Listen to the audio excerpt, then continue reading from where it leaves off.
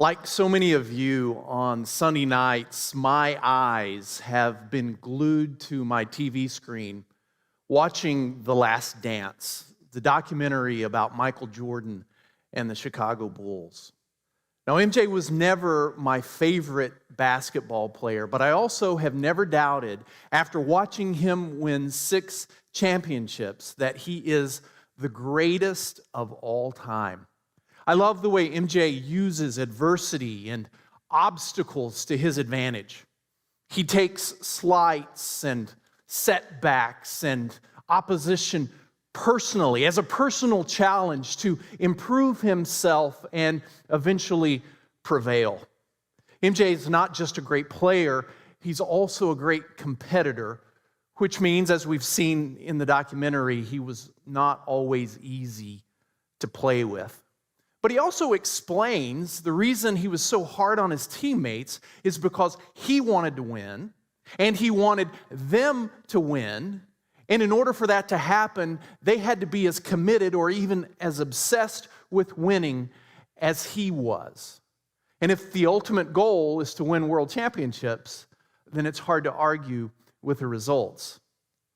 Now, as I've watched this documentary on Sunday nights, while also being immersed in Romans, it's occurred to me more than once that Paul is the Michael Jordan of apostles, or maybe Michael Jordan is the Apostle Paul of basketball players. And I don't know that either one of them would be happy with that comparison. But like MJ, Paul was obsessed with winning. Not games, but with winning as many people as possible to Jesus Christ. In 1 Corinthians 9, he says, I have become all things to all people, including, he says, I've become the slave of all to win as many people as possible to Christ. He was relentlessly focused on his mission as an apostle. Nothing could keep him from preaching the gospel. He turned adversity and opposition into opportunities. Kick him out of the synagogue, he'd preach in the marketplace. Put him on trial, he would invite the judge to become a Christian. Throw him in jail, and he would baptize the jailer. Paul was always on mission, which means that there were times he wasn't always easy to work with.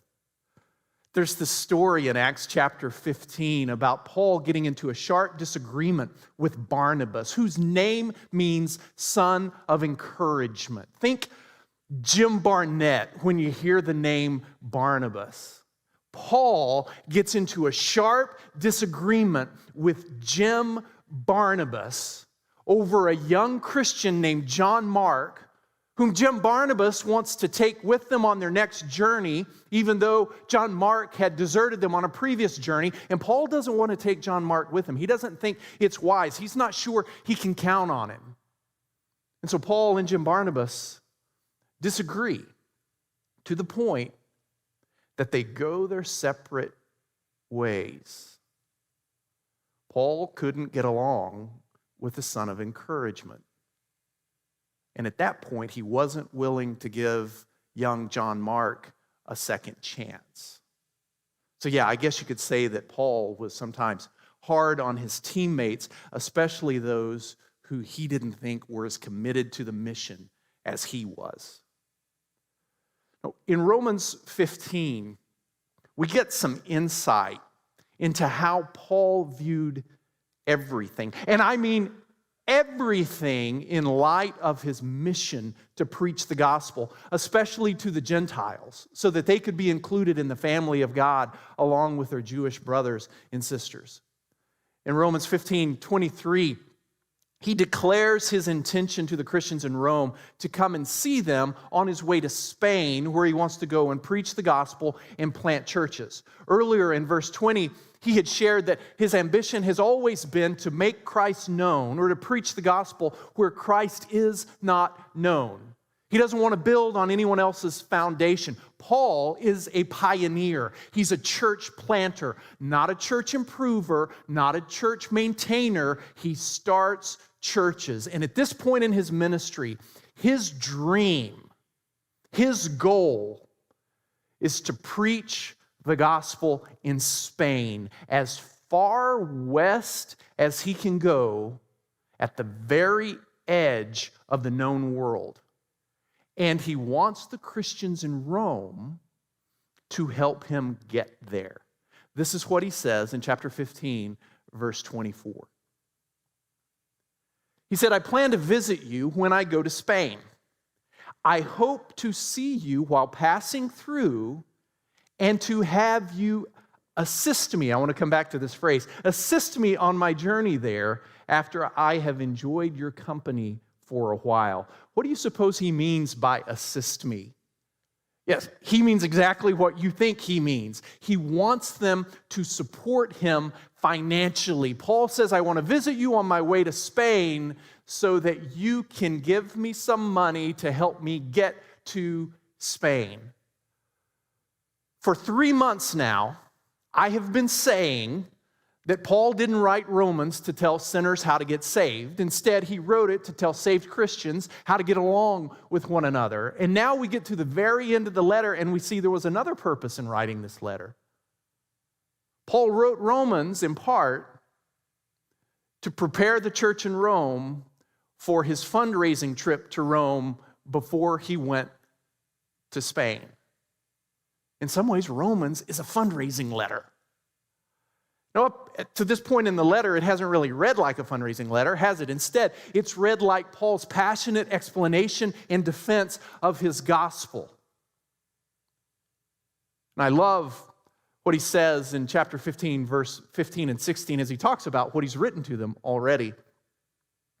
He says, I have written you quite boldly on some points to remind you of them again, because of the grace God gave me to be a minister of Christ Jesus to the Gentiles. He says, I know I've come on pretty strong in parts of this letter. He knows that he's taking a bit of a risk by challenging them to live out the gospel in specific ways while also wanting to raise financial support from them. But again, this is the single-minded focus of Paul on his mission. He would rather get them on board with his version and his vision of the gospel than soft pedal his positions to increase his chances of raising money.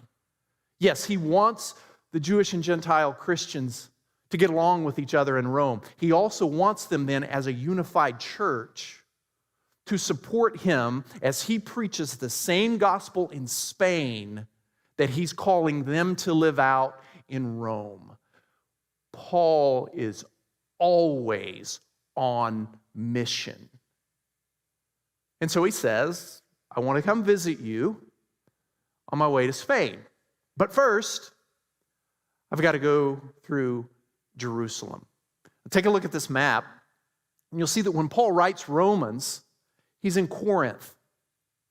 And he's going to go from Corinth to Jerusalem to Rome. I want to come visit you in Rome, he says, but I'm going to go by way of Jerusalem.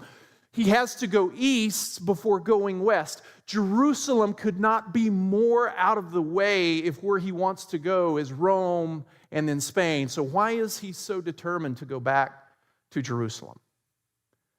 He explains in verse 25. He said, now, however, I'm on my way to Jerusalem in the service of the Lord's people there. For Macedonia and Achaia, the region where he's been, were pleased to make a contribution for the poor among the Lord's people in Jerusalem.